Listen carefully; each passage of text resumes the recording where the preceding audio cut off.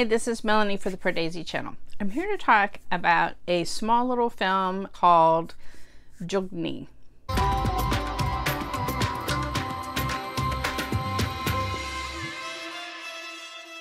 So Jugni is, I would call it an independent film. It's not a typical Bollywood romance necessarily, although it does have a ton of music in it. It's by a debut director at the time. Her name is Shefali Bhushan. She both wrote and directed the film.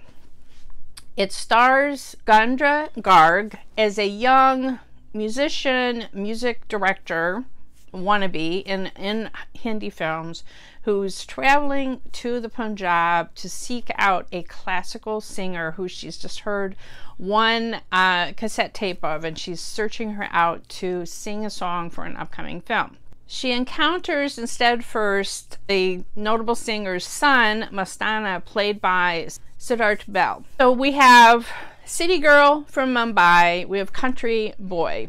And he already has a girlfriend from the village, and she has a live-in boyfriend, although we learn there's a little bit of issues going on there. It's this clash of, city versus country. It doesn't take predictable beats as other stories might, coming from the Hindi industry. What's transcendent about this movie is there's so much classical Punjabi singing, because she's there to really hear Mastana's mother sing. She goes to these musical concerts that they have in the area, and so she hears both Mastana and his mother sing, and you just see the way she's listening to the music. It's just transcendent, the music that she's listening to. That was the part that I enjoyed the most, all of the incredible music. Now, Mastana is also trying to meld a little bit of pop music and more modern music with his, his mother's classical style. So he has some crazy rhymes, like rhyming the word kidney with Sydney. It was nutty. But she sees how respected they are in their community, although they're barely scraping by money-wise. So she wants to do what she can. She's trying to record them, to take back these recordings and include them to the movie. There's an encounter, shall we say, between Mastana and Vibs, as the young woman is known, Vibavari, who is known as Vibs. There's an encounter. It's earth-shattering for one of the characters and not necessarily so earth-shattering for another character. Vibs ends up returning to Mumbai. I couldn't really tell.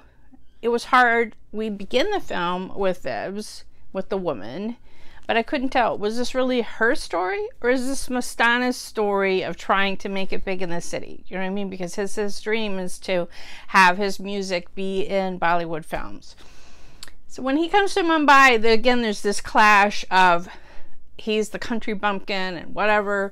There was one particular notable scene where there's a party and she yells at people because they're not listening to a live musician in their midst, and they're just chattering away and whatever. So I felt like this woman director, Shefali Bhushan, this is her first film. I felt like she had a lot of things that she wanted to say, and I guess Jugni has a special meaning in Punjabi music and so forth, and it kind of means firefly or a free spirit, which is what this woman character Vibs kind of is. She's kind of a free-spirited kind of woman. It does not have a predictable ending to the film. I guess it was really more Vibs' stories than Mastana's, but I kept thinking to myself, was Vibs the most compelling story of these characters? Now, normally I would be like, I'm celebrating the fact that it's a women-centric film. We've certainly seen other films of young men finding themselves. I don't know. It just, because it was kind of a diluted focus between Mastana's character and Vibs' character, I couldn't really tell who's the lead here. Who are we supposed to be completely sympathizing with? Who are we? I don't know. So that, to me, in some ways, I liked that it ended in an open-ended way and wasn't tied neatly with a bow. But in other ways, I just wondered if the script had been worked on a little bit more, if it would have been a more successful film. I still think it's worthwhile seeing, just because, like I said, the music scenes are absolutely transcendent and so awesome.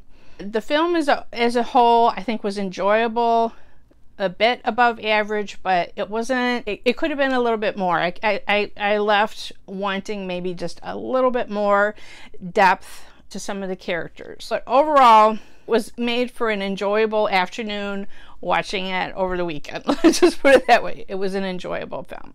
If you enjoyed this film review, please press the like button, share the review, follow us on Twitter at PardesiYT, subscribe to the Pardesi channel. If you hit the notification bell, then you'll get a notification whenever I have a new trailer reaction or a film review or live stream.